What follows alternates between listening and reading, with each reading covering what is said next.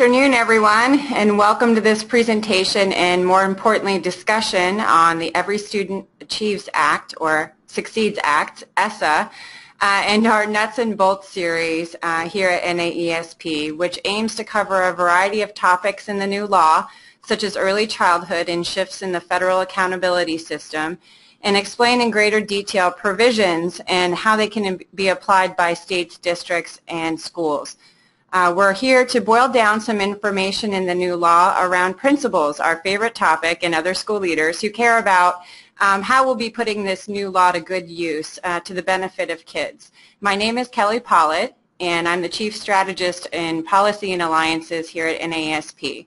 I'm very excited about the presentation today, and we'll dig into the new law, as I noted, to explore provisions related to principal preparation and ongoing professional support, or how ESSA can be used by states and districts to think about how to strengthen cultivating and retaining strong school leaders. And we'll go over some important research which certainly underscores how important this is. I'm joined today with two presenters who are here with me today on the webinar. Courtney Rowland, who is a Senior Technical Assistance Consultant at the American Institutes for Research at AIR and the Center on Great Teachers and Leaders. Courtney is Dr. Rowland, I should say, brings more than 10 years of experience as a researcher, policy analyst, a technical assistance provider, and project manager. And she specializes primarily in educator effectiveness and working with teachers and leaders and districts and states to help build their human capital management systems. She's a researcher, so we're very pleased to have her with us to talk about research, policy analysis, and technical assistance that she's working on through the Center on Great Teachers and Leaders at AIR. She recently served on a working group charged with finalizing the professional standards for educational leaders, which is an important body of knowledge we'll be discussing in greater depth today. Prior to joining AIR, Dr. Rowland worked with the National Governors Association, so she has an important state-level perspective that she'll be able to bring forward, and she managed the Education Division school leadership work.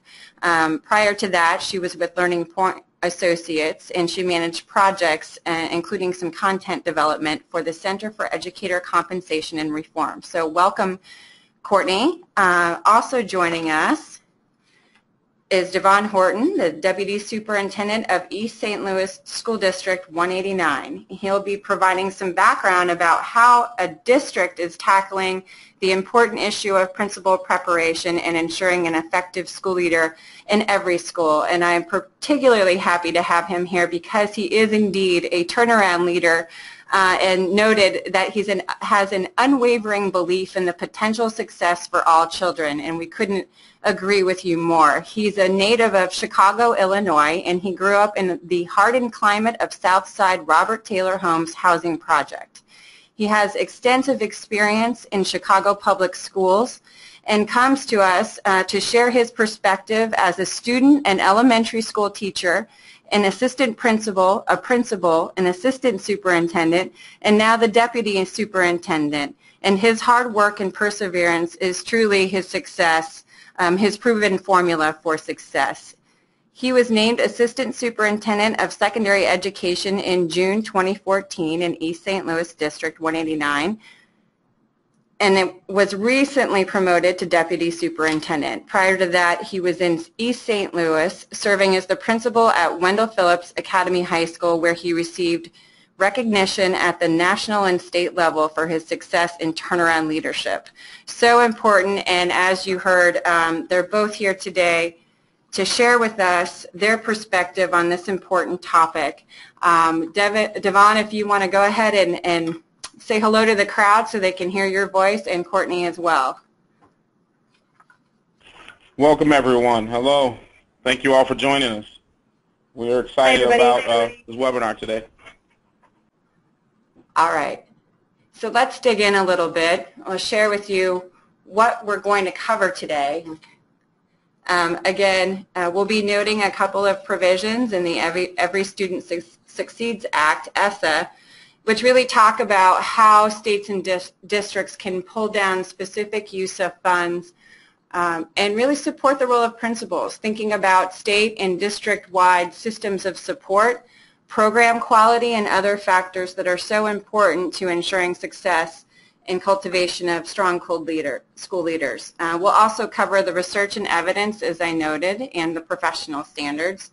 We'll go over a few case studies, and the presenters that are here with us today will be able to share some real-world experience and how some of the research and some of the research and evidence has been translated or is being translated into practice. And finally, we'll share some important ideas for action, especially for those of you who are joining us in a school setting.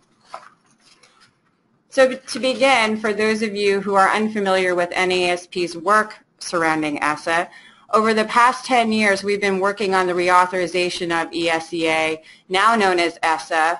In December, the President signed this new law, and it really put in place a new shift, especially when we're talking about principals. And we couldn't be more excited because our work has been so dedicated to building the capacity of principals. We really needed to usher in a new era of federal education law that acknowledged, supported, and provided unprecedented ongoing support for the role of principals. So we're happy to say that we do have this new law.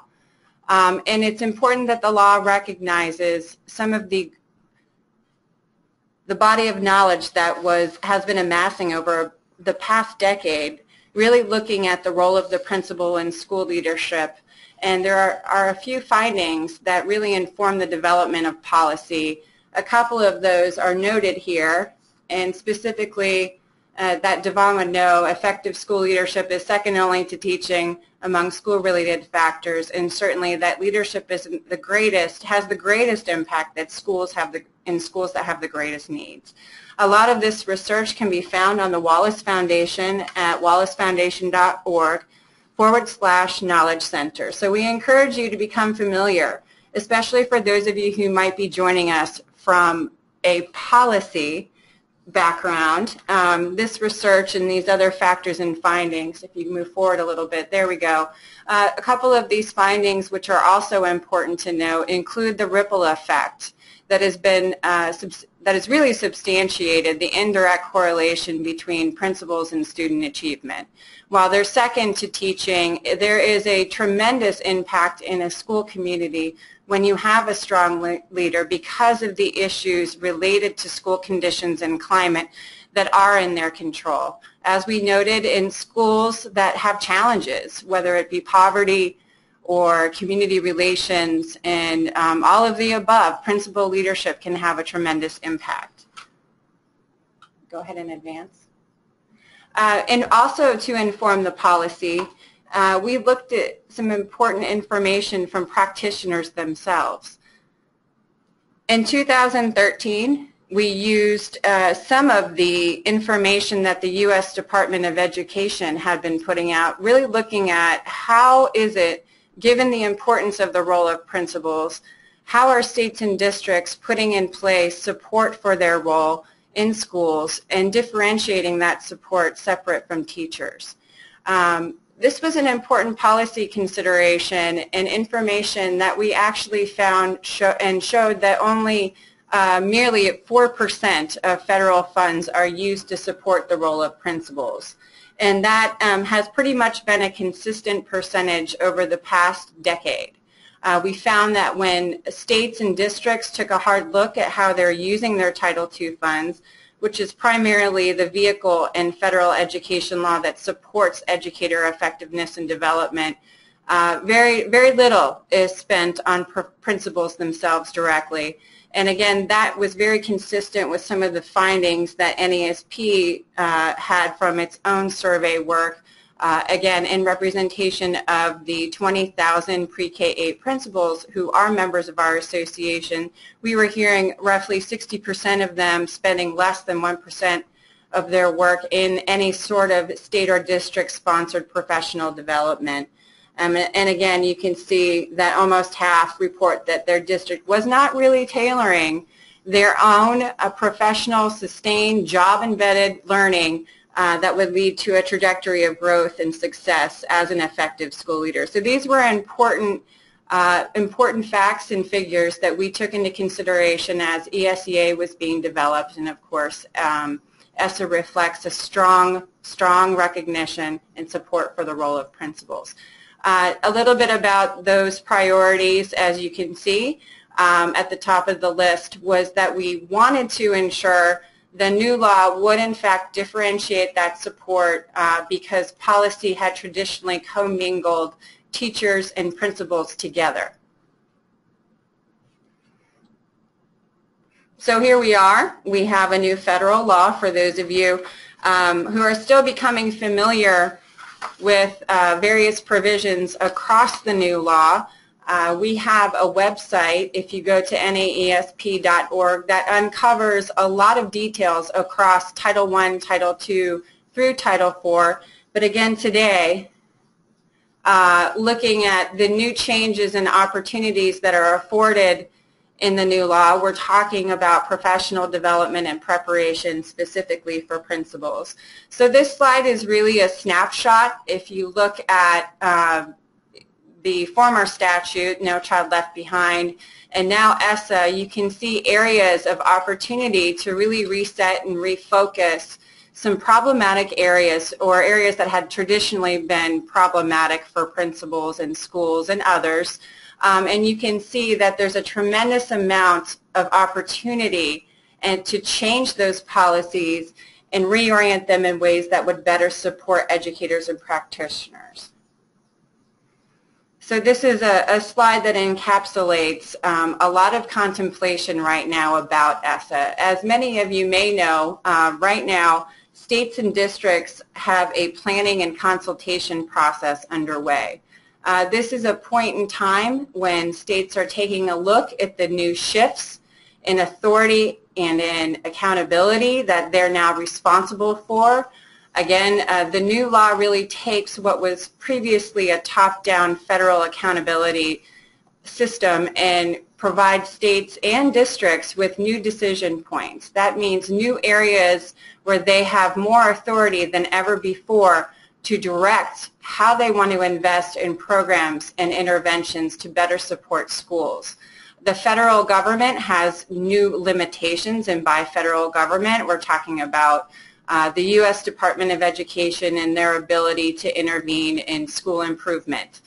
So for example, many of you may be familiar with the School Improvement Grant Program, the SIG program, that prescribes some federal models for intervention in the lowest performing schools. Those are now gone.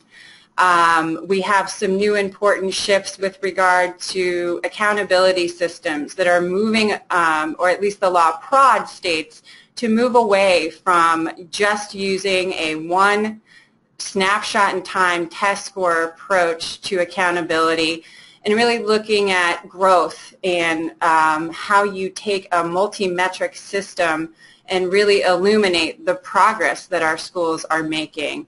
And that would include a new measure such as a school quality measure. So there's a lot of new decisions, and with all these decisions, the new law prescribes that educators participate in a consultation process. And that consultation process needs to include stakeholders, meaning principals, teachers, other educators, and they're actually iterated in the law. So right now this planning is underway, and states and districts are contemplating their permissive use of funds. And what that really means is while states and districts have this new authority, there are parameters. There are parameters in this federal law about what they can and can't do in different areas that systems can target for intervention and support. An important piece of the new law that everyone should consider and be aware of are new definitions. And those definitions apply to the entire law. And we'll be noting a couple of those that are important for our conversation today. Namely definitions such as professional development. If you weren't familiar with the old definition, there wasn't one, but there's a new one now, and it really talks about how professional development for educators must be job embedded and sustained. No more one-day workshops that are very, we call them, I've heard the term drive-in, some other terminology, and really the opportunities that are fleeting and one-time only, those really need to be done away with, and districts need to be thinking about how to sustain and embed professional growth and learning opportunities for both teachers and principals. In addition to new definitions, there are new terms, and this will be an important, as the implementation process moves forward, terms like effective, inexperienced, and well-rounded. These are all terms that are included in the new law, but interestingly, they are undefined. We are waiting as the Department of Education, the U.S. Department of Education, moves forward with some regulatory and some guidance provisions that may give clarity. There are some of these terms that are discussed within proposed regulations to Title I, but the final rules haven't been determined. So it will be a very interesting discussion once those rules come out, how guidance may or may not address these issues, and then how states and districts move forward with their perspective on these new terms. So while we could talk all day about the various facets and components of ESSA, we're going to focus on principles now and really talk about the success. Here are a few highlights. There are new competitive or discretionary as well as formulaic provisions that will help states and districts support the role of principals. They're contained across Title I through Title III. As I mentioned, the law now includes a new definition of the term school leader, which is meant to mean a principal or really the instructional leader who's responsible for the managerial and the curriculum inside the building on a daily basis. Now, again, for those of you who are policy focused, the actual statute does not say inside, it says in the school building. But we at NASP worked really hard to make sure that this definition was clear. Any programs or interventions that included school leaders as the intended outcome really mean the principals. And then finally, one of the biggest provisions we're very excited about is now states have an opportunity within their Title II Part A allocation to reserve up to 3% that can be dedicated specifically for activities to support and cultivate the role of principals. So here's a quick snapshot. If you've been on a couple of our other presentations around Title II and ESSA support for principals, you've seen this graphic before, but it lays out a very nice before and after snapshot of the law. And as you can see, we're really focused on how states can think about reserving. If they so choose, it's a permissive use of funds, but if they so choose to take that 3% set aside, how can you think about what you may or may not do in your state and to support the role of principals across that principal pipeline?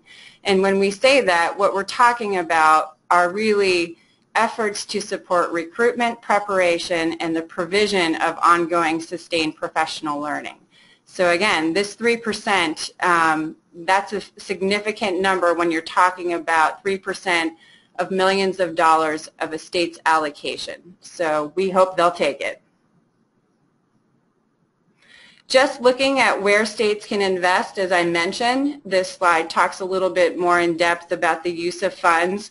Again, noting the unprecedented level of support that ESSA does provide for principals. 14 out of the 21 use of funds that a state could choose to use their effective educator and supporting effective instruction funds, which is Title II Part A, can go towards supporting the role of principals. And as I mentioned, it covers from recruitment through ongoing support. And we're particularly excited about the law's mention of supporting principals across a pre-K-3 continuum and really helping leadership understand what's necessary to support young children as they come across and transition into elementary level. District activities, there are about 16 use of funds within Title II. Of that amount, 15 can be used to support principals across the pipeline. And again, emphasis within this section is really focused on the provision of job-embedded professional learning and helping principals address issues related to school conditions and climate. And as noted, one of the most important discussions that I have had more recently with principals talks about the need to coordinate mental health services. We know that there are so many needs, especially with our struggling students, and principals have struggled to really get them and their families the help that they need. And so Title II really goes into a great deal of depth in helping districts think about how they could use these funds, and more importantly, allows them to use these funds for these types of purposes. Again, this slide really underscores, again, that unprecedented level of support. In Part B of the same section of the law, there are 4 large programs that are referred to as discretionary funding. And these are the types of programs where states and districts can think about, they're awarded competitively, and they can think about different partners to bring in and create programs and services that will best meet their needs related to issues such as human capital management. For states, they can start looking at how to develop statewide plans for addressing literacy and providing professional development for both teachers and principals from pre-K through 12 in order to address important literacy and other issues related to literacy. Going through, there's a final section of the law that talks about how to address credentialing and licensure systems. All of these are important to underscore and again add to that sum of the whole part of ESSA that really speaks to unprecedented levels of support. So what does all of this mean? I mentioned that right now states and districts are going through a consultation process, and really they have a lot to think about. We're hoping that as they're considering their plans, and we're hoping that many of you who are joining us today who may be or who may not be a part of this consultation and outreach that states are currently conducting will decide to be more of a part of this consultation, and we'll have our panelists talk a little bit more about what advice they can give you for being a part of that process. And again, the point is that across Titles I and II, and really other sections of ESSA as well, but focusing on those formulaic funds, there's a great deal of work that states and districts can now undertake to support the role of principals. We can move forward. One of the things that we mentioned, and I'm not going to spend much more time talking about this, it will be clear as our panelists talk about some of the evidence-based practices and mention the definitions that are really important in ESSA. So as we're thinking about how to take this policy into practice using the research, we can think about addressing the needs of principals because we know that it is an evidence-based strategy, and really in ways that will support the professional development of principals in a coordinated way. Both states and districts can take part in this kind of effort, and I couldn't be more excited to share just a snapshot of this kind of work. If you were a state, this is where we had some fun pretending that we were a state, and if we were developing our ESSA plan, what would we do in terms of addressing gaps in the principal pipeline from recruitment through ongoing professional learning? And as you can see, there's plenty of opportunity. So we would encourage you to have a conversation at the state level and at the district level about the myriad ways you can support principals using ESSA. So the good news, as I mentioned, in supporting principals specifically through preparation and professional learning, those 2 interventions and programs do meet the ESSA evidence tiers. Now I mentioned that definition, that's important. And the Wallace Foundation has been working with the RAND Corporation to put out a study which does quantify the ways in which preparation and professional development programs have met the ESSA evidence tiers. you could advance one more slide. So the important takeaway from that research study, and we would encourage all of you to pick up a copy of that and peruse through it. It has some really important, rich discussion about evidence. And that's important because states and districts are going to be considering programs and interventions, and they often don't have the capacity to really call through all of these evidence-based practices. So we're trying to do it for you. And again, it's in the interest of advancing and supporting the role of principals that we know is so important. And a couple of takeaways here, which I think are important to note. And as we think about comprehensive school reform measures and preparation programs, we're going to turn it over to Courtney now to talk about how those preparation programs can be designed to be high quality and what kind of factors states should consider should they choose to invest their ESSA money in principal preparation. So Courtney, I'm going to turn it over to you now. Thanks, Kelly. Can you hear me okay? Yes. Okay, great. Thanks for having me on the webinar. I'm glad to be a part of the conversation today.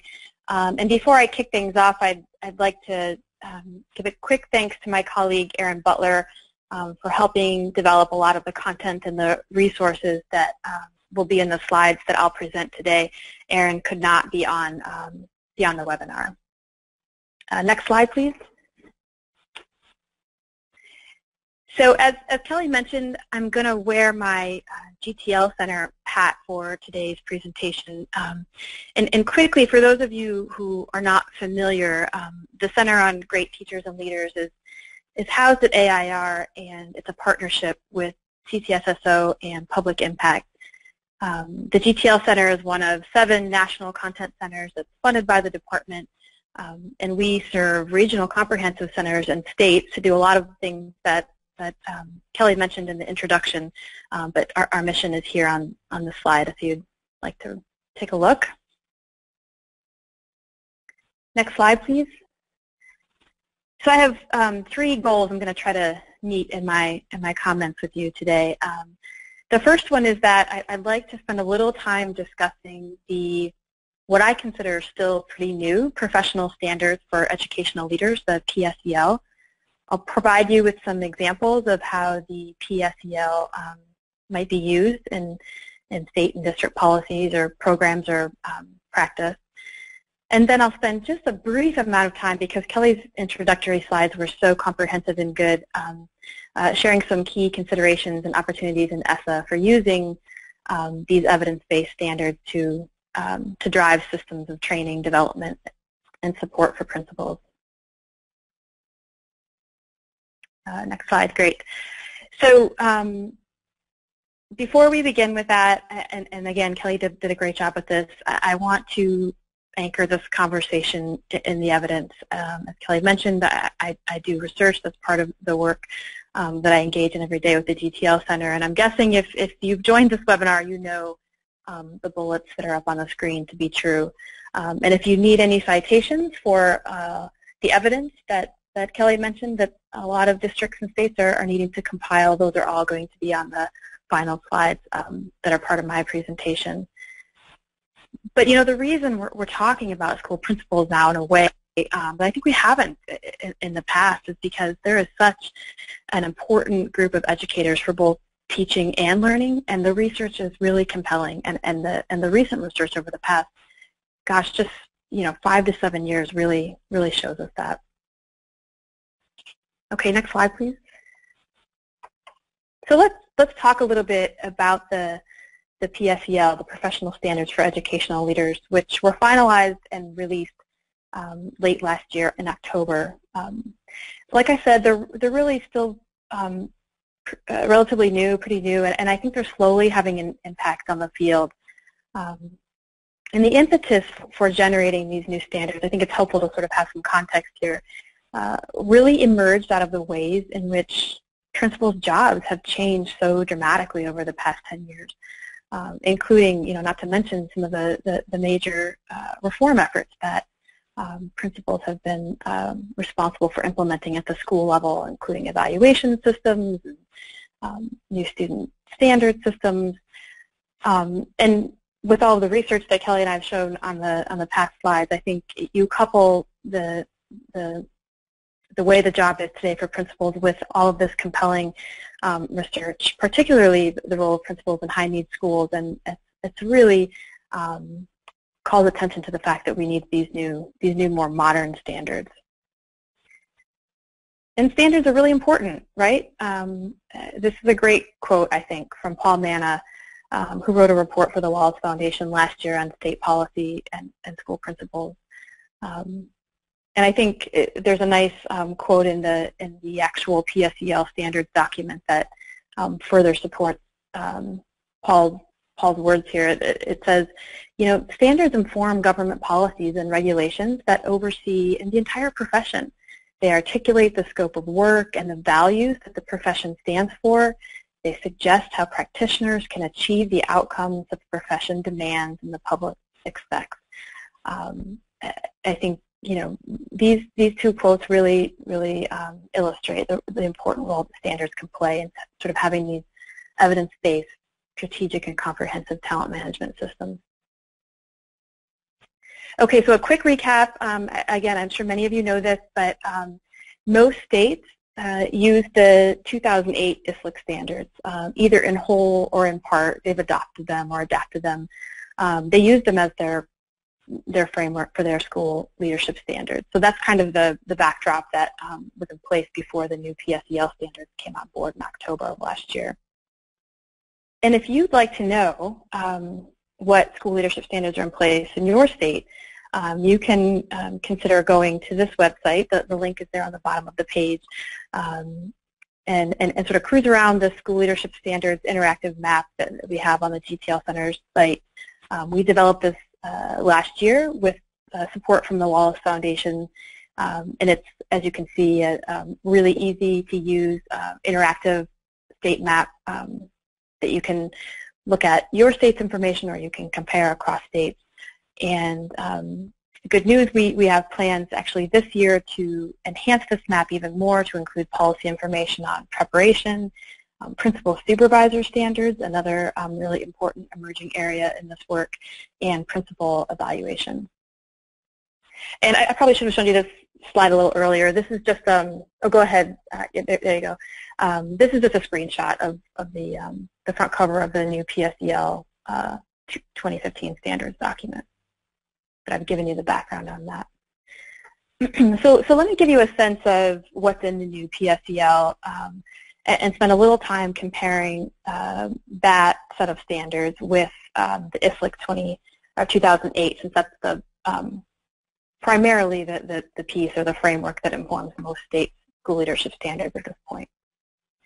But there's only so much, of course, that can be done here on a webinar when I talk about this comparison. So before I get into that, I just wanted to call your attention to and encourage you to check out two new resources that are going to be posted to the GTL Center's website, I think just by the end of this week, so very soon. These were done in collaboration with CCSSO.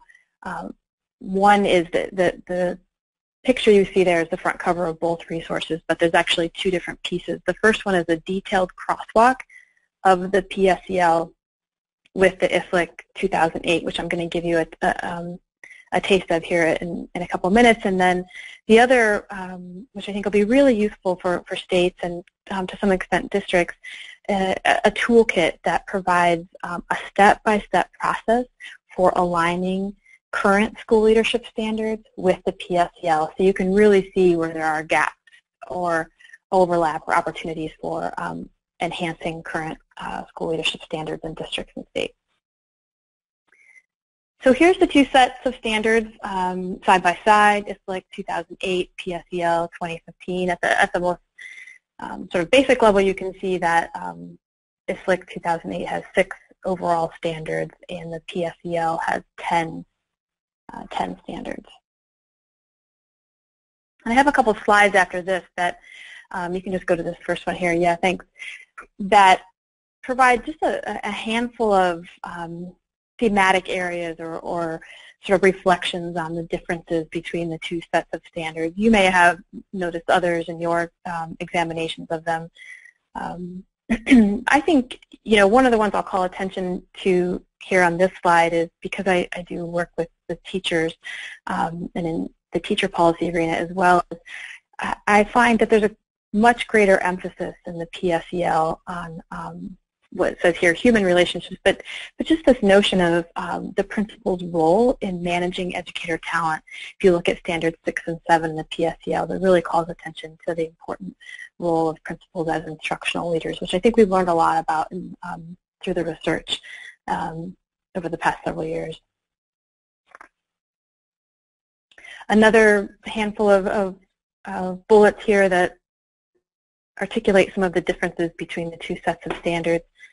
The one I'll call attention to here that I think really emerges as a difference between the two sets is the second one, which is that there's much greater emphasis in the PSAL on equity and cultural responsiveness. You can see it particularly in Standard 3 of the PSAL. And this would be, of course, the principal's role in cultivating and supporting that. So I'm not going to go into, obviously the font is too small, into details of this slide here, but I wanted to give you a sense of, for the documents or the tools that I commented on a couple minutes ago that the GTL Center is going to post this week. The crosswalk, this is what this slide here shows you what the crosswalk is full of, which is these really detailed comparisons of the two standards. Not just the standards themselves, but the elements and functions that sit underneath the standards. So they go into great detail about comparing those elements and functions, and then each section has a key differences sort of takeaway to show you where, through our analysis, the PSAL standards sort of go beyond, if you will, the ESSA 2008. So let's shift a bit to look at what some states are doing with the PSAL standards. Again, these just came out in October of last year, and these things take time to make their way into the field. So I think we'll see more of this over the next couple of years. But I have some early examples of what some states have done in this space. But before I share those with you, I wanted to put this quote in front of you from a blog I wrote last year. But I think it's a good reminder for all of us that standards don't really do much unless they're effectively and strategically woven throughout systems of training, development, and support for educators. And I think we all sort of know this, but unfortunately, there's really a lot of examples that I see, and I'm sure many of you on the line are aware of, where this is not happening. In one of the states I'm going to share in a minute, they did an analysis of their standards and really found where they had different sets of standards operating in different components of the principal pipeline that was really hindering the process. So strategic use of standards is vital. So let me just briefly touch on, like I said, recent work in 4 states to implement the PSAL. West Virginia and Delaware are making what I would call sweeping changes by adopting the PSAL into policy. Delaware has already done that. I've hyperlinked their policy here. I'm hoping you can get access to these slides so you can access that link. West Virginia is interesting. They're proposing to change the policy in board regulations, but only after they have implemented a pretty extensive public comment period that they've also strategically embedded into this series of leadership seminars that they're going to host this year throughout the state that will focus on not only the new standards, but really how these new standards are going to drive different aspects of the leadership system or the instructional leadership system in the state. And they're also going to share in these leadership seminars around the state changes in ESSA, particularly as they pertain to school leadership. So I think this is one avenue of the stakeholder engagement piece that Kelly was talking about, where they're kind of trying to leverage that and get other pieces of information out to stakeholders at the same time. And then on Missouri, let me just actually, if you don't mind going back one slide, mention Missouri and Iowa. Missouri has done some significant work over the past year or so to develop a set of domains and competencies as well as progressions of learning from preparation to what they call transformational leader in their state. And this is for all principals in the state. And this work has been crosswalked extensively with the PSAL standards. So their materials are not available online, but I think it's a really good example of where the PSAL standards are being implemented in the field in the state. And so my contact there, my colleague at the Department of Ed, has let me know that if you'd like access to any of their materials, please just send me an email after the webinar. I'd be happy to get that to you. And then Iowa did a pretty extensive alignment study of their standards with the PSAL. They used support from the Midwest Regional Education Laboratory. And so they're going to use the findings from those alignment studies to create a statewide leadership development framework that's going to guide professional development for all school leaders in their state. So again, these are just some examples of how the PSAL standards are making their way into the field and should have an impact on the principal pipeline and the human capital management system for school leaders in these states. So how might you do some similar work, particularly using ESSA as a backdrop? You can move to the next slide. I won't, again, spend much time here because it's really kind of reiterating some of the important themes that Kelly mentioned. But I think if I could just go ahead and do that reiteration, because I think it really is an important sort of sequence of thinking, these bullets that I have and how they sort of hang together. And that is, there are a lot of really interesting and compelling reports and studies that show that principals need better preparation and more training, development, and support, particularly around instructional leadership. And I have two of them here on these sub-bullets, one on principal preparation that was commissioned by the Wallace Foundation last year, and then a recent RAND survey that results of that were released using their American School Leader panel. But there are others. This is just two examples.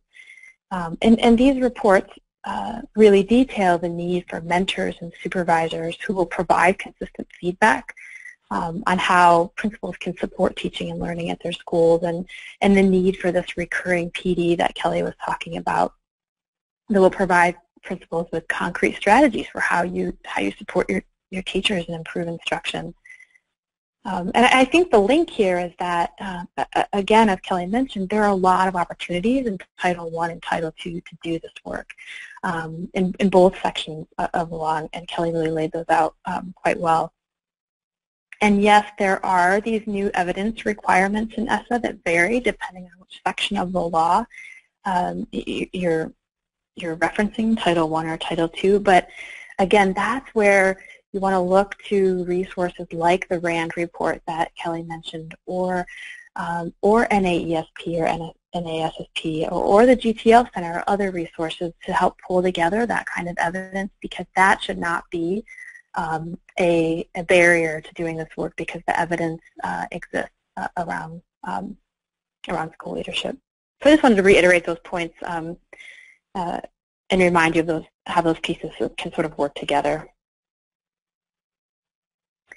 And I want to be able to pass it over to my colleague who's going to give you an example of a district that's doing this work. But before I do that, I have two slides where I just wanted to leave you with some takeaway questions or key considerations. And the first one is really about these standards. You know, think about where the school leadership standards sit in policy in your state, and the extent to which they are or are not aligned to the PSAL, and how they can drive talent management systems for principals.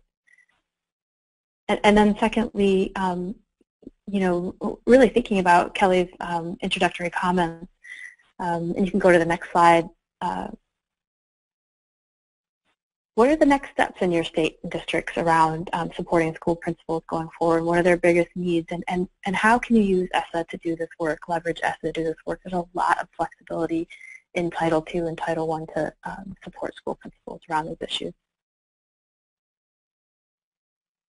My remaining slides are just references, so thanks so much, Kelly, and I'll pass it back to you. Okay, great. Thank you, Courtney. For those of you, Courtney has been generous, and those of you who'd like to contact her, Courtney has been generous in providing her email address publicly there. So those were just some terrific comments about thinking from a state perspective based on your work. We're really excited to hear that translation going on and that application of those new standards. We know how important it is to have all of these stars align, whether it's programmatic funds, standards, competencies, and now policy that will really drive improvements in terms of that support that principals so desperately need. So moving on to our next presenter, we have Devon, who is going to talk about a district level perspective in the application of the PSAL standards and what he's doing in East St. Louis District 189. Devon, over to you. All right. Thank you, Kelly and Courtney. And I also would like to say thank you to Aaron Butler for working with us from AIR as we're embarking on this journey to develop our Future Leaders program. Our superintendent here in East St. Louis, Arthur Culver, has challenged us to actually develop the next set of leaders in addition to, cultivating current administrators, principals, and assistant principals who are currently sitting in the seats. Can you go to the next slide, please? In the overview of the Future Leaders program, we're looking for a relevant, rigorous course, one-year program for aspiring educational leaders. These are individuals who have went through a traditional master's program to receive their leadership certification, or they can currently be enrolled. Preparatory program for our next generation of leaders. We understand that in order to really get the work done, especially in communities and school districts like East St. Louis, we have to have our the next batter up ready to actually hit the ground running. There's not a lot of time really in any district to have an administrator step into the seat and not be prepared. And we're really trying to cut down on that learning curve time so that they can be effective right from the beginning. Requirement for eligibility for appointment is entry-level building and district administrators here in the district. We have many leadership opportunities in the district, ranging from, of course, the traditional assistant principal and principal roles, but there are also other opportunities that come around all the time, and we want individuals to truly be prepared to take the lead and be really prepared. Next slide. Why do we need the Future Leaders program? There are challenges within the district that require action to answer the following needs. Decrease the mobility of school administrators. That is a big piece for us because there are, we know how this goes a lot of times when you're dealing with communities and you have effective leaders. They get pulled and they get moved on and they get promoted.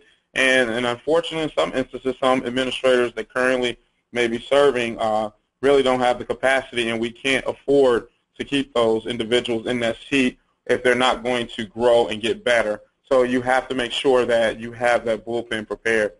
Strategically hire administrators connected to the community. This is huge. When you look at the development of leaders and also teachers across in any district, it is so much better when you have administrators who are connected and who actually understand the makeup and the dynamics of the particular district that you're serving. In East St. Louis, we know that it's a very unique place. It's a special place, and we want to make sure that we have individuals who know what it takes to be effective and to be efficient and to close the achievement gap here in our district. And who's better to do that than individuals who are currently already sitting in those seats. We want to create transformational and instructional leaders that will provide structure and support for teachers. We understand most higher education programs, master's programs, are designed to create leaders who can come out and actually be effective in your middle ground institutions. But we do know that there are outliers on both ends of the spectrum that take some unique skills and unique dynamics to really move student achievement. And bottom line, of course, we want to increase student success. And we can move to the next slide. And this is something that we actually received a quote through the Wallace Foundation. And our nation's underperforming schools and children are unlikely to succeed until we get serious about leadership. I guess I want to pause there because we understand that the teacher is the most important factor in the success of a student. But second to that, and it was stated earlier in Kelly's slide, that the second most important individual is the leadership. And if leadership is not in place, it's going to be very challenging to have a school-wide impact, or district-wide for that matter. Clearly, the quality of training principals receive before they assume positions and the continuing professional development they get once they are hired and throughout their careers has a lot to do with whether school leaders can meet the increasingly tough expectations of these jobs. This is why the new standards that have been discussed today and really in depth by Courtney, it's important that actually a district, and I'm speaking from a district's perspective, that the administrators of that district understand what those standards are and why these standards exist and what it takes to really be successful and to own them and actually to conquer, I guess, what these standards are set out to accomplish. And that's from the president of the Wallace Foundation. All right, a partnership. This is, you can't do it alone. In this work, and we've partnered with AIR, so in collaboration with AIR and its partners, a curriculum will be designed to incorporate the professional standards for educational leaders. That is something that we have been working on, and in fact, we're excited about it because, of course, when you're building that, you automatically begin to own and be able to see different ways in which the practices can be improved in your current principles. Our expectations. These future administrators must be the next generation of transformational and instructional leaders who will provide structure and support for teachers to improve student success for all children in our district. And I don't need to go through the concepts because we are familiar with the PSAL standards, but we are actually driving our entire curriculum around that. How are the current principals that sitting in the seats and assistant principals involved? The principal or direct supervisor, they are writing letters of recommendations for the applicants. Current principals will participate in the selection process of who these candidates are. There are only 15 seats actually in this first cohort, so it's going to be really competitive for us, and we're looking for the best of the best to put in front of our students as these opportunities arise.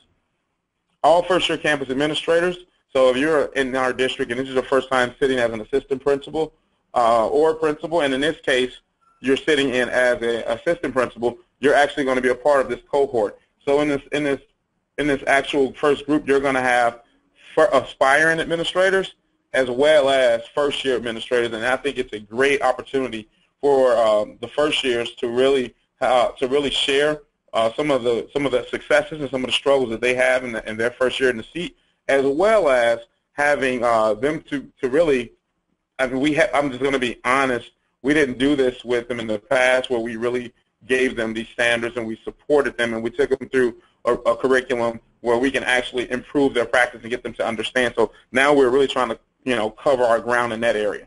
And then the principals will place cohort one members campus on their organization chart, and they will all have roles at their respective campuses. So while you're getting the actual theory from the once-a-month courses, you will also be required in your respective campuses to participate and be an active member of that leadership team, and you will own some of those responsibilities. Next slide. Cohort 1 members will participate in their school leadership team to be assigned direct responsibilities for the area of school improvement, as I mentioned. All cohort members will participate in a school-based community project, which, when you think about truly and effectively running a school, and it's one of the areas in the new standards that you have to learn how to involve the community in your decision making, and just to let them know that their voice is heard and that it's powerful and that it plays a role, and they're going to impact how things are received in your respective schools. So as a first year or an aspiring leader, it is very valuable for you to experience that. Cohort members will receive continued instructional leadership support for 1 year upon completion of the program. So it's not like when you finish the program that you're done and we don't provide any supports for you. We will continue through our regularly assistant principal and principal. We're calling them learning sessions now because we transitioned in our district from just having sit and get principals and assistant principals meetings to more around building instructional leaders, and it's been really effective, and our current principals are really benefiting from that. Funding sources. This was spoke about a couple of times. We have the school improvement grant, which we're the last run of that. We were able to do a few things with that. Title II funding, of course, with the new ESSA being it's a priority, and then of course you have to have a school board and an administrative team that's committed to improving the quality of leaders, and so that's how you get your hands into district funding to support some of these efforts. We are definitely going to be applying for some of the grants that are currently out there to help us to fund this endeavor beyond this school year. How to build a Future Leaders program. In order to create a program or system of developing high-quality leaders, the district must commit and prioritize the following. Commitment from the school district to improve leadership quality. You must first, your team and the actual decision makers must understand that in order to improve student outcomes, you have to have quality leaders. There's no such thing as having an effective school and really closing the achievement gap with incompetent leaders. Leadership needs assessment. You have to assess and see what the needs are, because there's no one-size-fits-all. Within a district, you have a variety of leaders that are at different places in their careers, and you have to be able to assess that and see where can you really support them the most to improve their practice. Strong university or research institute partnerships. Like I said earlier, you can't do it alone. Having in our situation, having AIR as a thought partner in this has been great, because we've been able to do the assessment, and AIR has been able to actually connect with us on what we've assessed and help us to create the curriculum that's going to help close that, to create a program that's going to produce high-functioning leaders here in East St. Louis. Identified funding source, you must have that. Of course, that's very important, knowing where your money is going to come from. And the targeted outcomes for prospective candidates. You can't create a program without having without having outcomes already targeted. When these individuals are finished with this program, they should be able to do what? And it needs to be measurable, and it needs to be clear, and it needs to really be identified as these individuals move throughout the course of their school buildings over the time of the school year and beyond. And you just can't, competitive application process. You just can't take the buddies, and I'm just going to be transparent. It has to be individuals who have capacity to lead, and you see them as having the work ethic and the skill set and the drive to really want to improve student outcomes. And here is my contact information. And like I said, it is not just me. We have a strong team here in East St. Louis that's building this out. And if you would like to find out more about what we've done with the program, please feel free to contact me, and I'll put you in touch with the right people. Awesome. Thank you, Devon. So right now, if you have a question, we have a couple remaining minutes for either of the panelists or a question about ESSA. You can feel free to type it in to the question box now. I'm going to take one of the 2 remaining minutes to ask a question. So Devon, you have been a principal. You've had several roles within your district, ranging from a student all the way to a leader now. What would be a piece of advice you could share with the principals who are listening in, and as they're thinking about the importance of this type of program in their district, in their community, and across their state?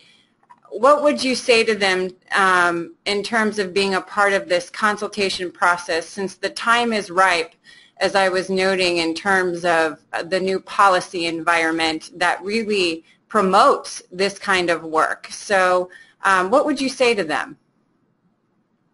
Well, in all honesty, in order to really move a school, it's not an individual. So you really need to have a body of leaders in your respective campus so that you can improve it. And then one of the biggest things that we really want to talk about, and I know people probably feel that this term is overused, but it is legit. It is changing the mindset of the body, of the teachers, of the community, and that's when you really, and you have to look for leaders who believe that mindsets can be shifted and they're not stuck into this is how we do it. That is a challenge, and it is very important that that is identified and that becomes a priority for you as an administrator. So we have one question for you that came in asking about what the principals themselves have said about the Future Leaders program. You know, when this was brought about, our principals were really susceptible to it. They were open. In all honesty, a few principals who came in maybe a year or two ago prior, they were talking to us and saying they wish they would have had experienced something like this to help them prepare for the work. And so they're excited about it, and they're really supporting our efforts in identifying quality candidates. So that has been really strong. There's been a lot of support for that. Great. Courtney, I want to pose, from your perspective, sort of the same question. In your work with states, as you've been providing technical assistance and support on this issue and creating stronger programs for preparation and learning, what kind of advice would you give to principals about being involved in the formulation and advancing this kind of policy and practice?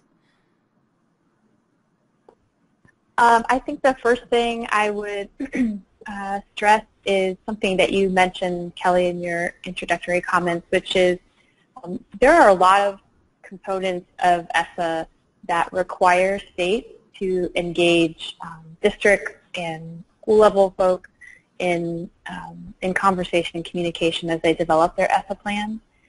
It's not just sort of an encouraged thing, it's a required thing. So if you don't know where that's happening in your state and you want to be a part of that conversation, let me know and I can help you find it.